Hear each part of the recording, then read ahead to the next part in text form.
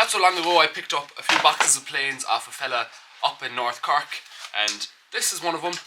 He reckons it was only ever used once, but at some point throughout its life, some fella decided to paint it blue. So these things never work quite as well as they should after they've been left idle for a couple of decades. So in this video, we're going to take the whole thing apart. It'll come apart for me, and I'm going to get it going as if it was brand new once again. Now before I take the whole thing entirely apart, I'm going to give it a quick test. So I lock a piece of pine into the vise there now, and I didn't do any adjusting or anything like that, and it just about took a shaving. Not a very good one, mind you, but it always surprises me when these things actually work, having been left idle for so long. Now when you're taking hand planes apart, it's always good to have a WD-40 by your side, just to make sure everything is moving loose. So we'll pop off the lever cap there now, remove the iron and the chip breaker, and just set that down to the side for now. Now the frog is attached to the main body of the plane through these little frog screws here, so we're just going to loosen them up. They're already fairly loose to begin with, and just screw them out. I'm going to lift that fella up there now, and also put him to the side, and that leaves us with just the body with the two handles still attached to it. Now at some point, some fella decided they'd paint this plane blue for whatever reason. I don't think it looks good at all, so I'm going to come along here now with an exceptionally sharp chisel and see if I can just scrape that paint off ever so slowly, one bit at a time. So if we just come along with the chisel there now, we can see we're taking a fairly serious shaving. It's also fairly satisfying.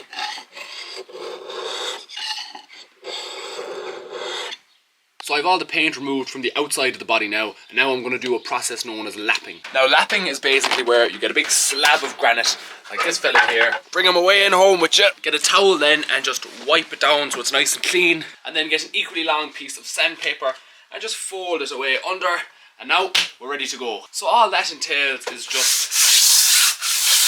moving our plane backwards and forwards on the piece of sandpaper. Now I know for a fact that this slab of granite is perfectly flat, and I'm not too sure the sole is perfectly flat. It's probably not. So if we keep on just running the plane over the sandpaper that's on the granite, eventually we should be able to translate the flat surface and have the sole of our plane dead flat.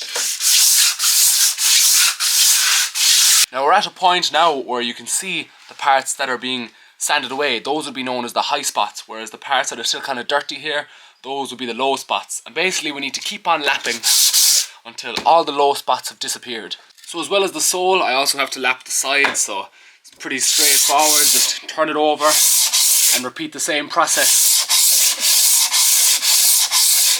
Right, so here it is now. We've the sides looking nice and shiny once more, but now a problem that I'm faced with is inside the plane is still blue, and I'm not sure exactly how I'm going to get that out. I tried scraping it, but there's a layer of the proper black paint underneath the blue paint, and if I scrape away the blue paint, it just takes the black paint with it.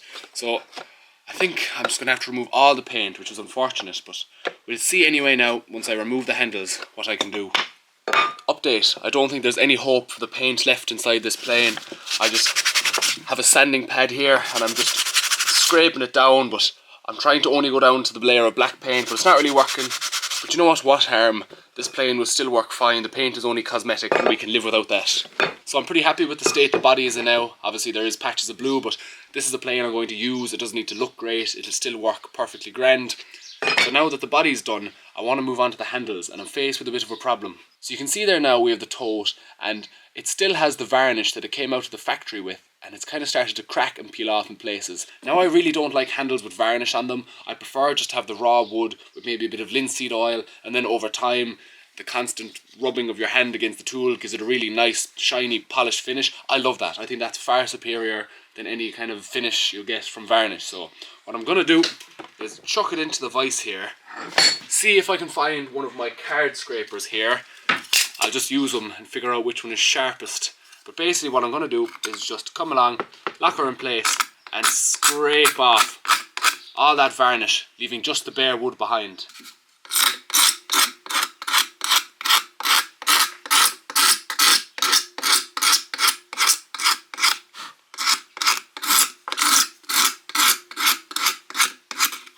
So I have the wood without any of the varnish on it, and now I'm just going to sand it all smooth once again.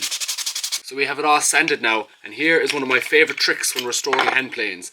See this little screw bolt thing that attaches the handle onto the plane itself? It's developed kind of like a patina. Basically it's not shiny anymore, and in order to fix that I'm just going to throw it into the chuck of my drill here. There we go. I have a piece of steel wool here, and I'm just going to do that for like 2 seconds. Keep her going now. Apply a bit of pressure. And just like that, we have it looking better than it's ever looked before. With that done, then we can just screw the handle right back onto the plane. Now I very much need to bite the bullet and buy myself a new bottle of linseed oil, but for now this axe oil is kind of getting me over the line. We can see there now it's kind of darkening the grain and making it a lot nicer, and that should seal it to some extent. A bit of hand plane terminology for you. The rear handle is known as the tote. I think the front one then is known as the knob, so pretty much the same old story for fixing them. I took all the varnish off, and now once this fella's locked into place, I'm going to grab a sanding disc and just kind of give him a last bit of a clean before bringing the axe oil raining down upon it, just to kind of seal it. To be fair now, I'm giving this axe oil a harder review than it deserves. It's doing the trick, and it's definitely, you know, getting me over the line while I wait until the shops reopen, until I can get some linseed oil. The World Cup is on as I speak, so no shops or anything like that is going to be open. And now it's time to move on to the iron, so I'm basically just going to separate the chip breaker for now and worry about the blade itself. So here's my speedy guide to getting a plain iron fairly sharp. Now there's a bit of rust we'll worry about later. For now I'm just going to worry about the edge. So basically I'm going to start by flattening the back, and for that I'm going to flick it up to 400 grit here. I'm going to start by just flattening the back of it until it's completely clean. God knows we're going to use some WD-40 to lube up the diamond stone, just so we can sharpen a bit more smooth. Right, now that we have the back done, I'm just going to freehand a primary bevel, so basically hold it like this and go like this for a while. One of the best things you can do to save time as a woodworker is learn how to sharpen freehand. Now eventually you will have to go back and sharpen with a honing guide to get everything back to straight and square and all that, but this plane is pretty good to begin with, so I'm just going to sharpen her entirely with my hands.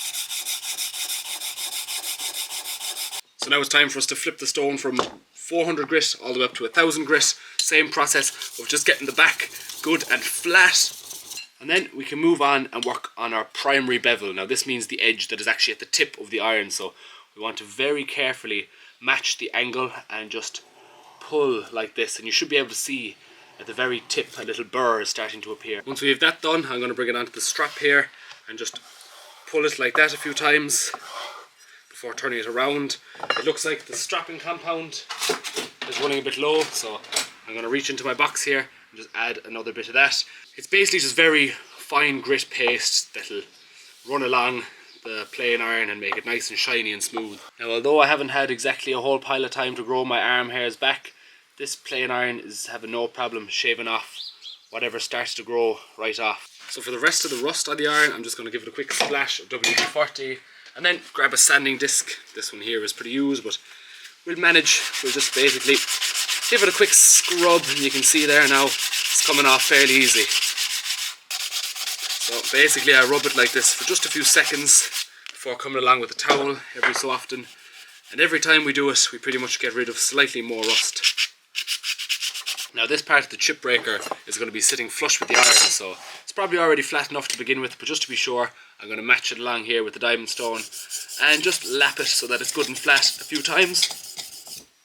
And there we go, just like that, that's pretty much ready. So same old treatment of just WD-40 and sandpaper to get rid of all that surface rust. Now for the frog, which is this part here, I'm just going to remove this little screw fella, and there's a quick bit of rust. Now ideally this should be dead flat, so I'm going to bring the diamond stone back out to use and basically just run the stone along it like this, and then just swap it over to the other side. Ideally they should be perfectly flat coming out of the factory, and if this plane didn't get a whole lot of use that shouldn't really be a problem. It looks to me like we won't be at this for very long anyway. It's already fairly flat, so we'll just do this for a few more minutes and then we should be ready to put the whole plane back together. So with that all done, I don't think there's anything left to do really now, only put the thing back together again, so that's what we'll do next. So I have the frog set into place there now, and I'm just using the frog adjuster screw back here to move it slightly forward. So we've carefully placed the iron in as to not rub the edge off any bits of metal and risk blunting it. I think that's fairly good now. Now, for the moment of truth, we're going to try get this fella to just pop on. So we just need to loosen this screw here then, and this fella should pop into place nice and satisfying. There we go. Now all that's left to do is take her for a test drive. So here we have her now, lads, pretty much ready to go. It's not the most attractive looking tool in the world, but it doesn't have to be. Once it can be used as a smoothing plane, I'll be perfectly happy. Now I already have about 3 or 4 of these, so this fella will probably make his way up for sale in the coming days if anyone's looking for one. But for now, let's see does it work right. So I have a piece of pine here, and this face is pretty much rough sawn, so it's pretty rough looking. It's not in any way smooth. And now to test out the plane, we're just going to bring it up to it and let it do its thing. So I'm going to zoom in the camera there so you guys have a better idea.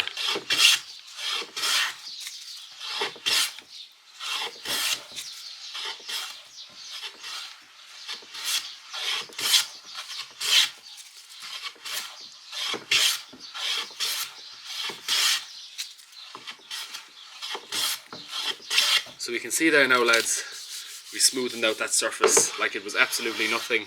So we can see there now the plane is doing exactly what it's supposed to do, so it'll be ready now to move into a new home. I'll throw it up for sale there tonight.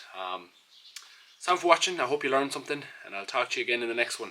Good luck!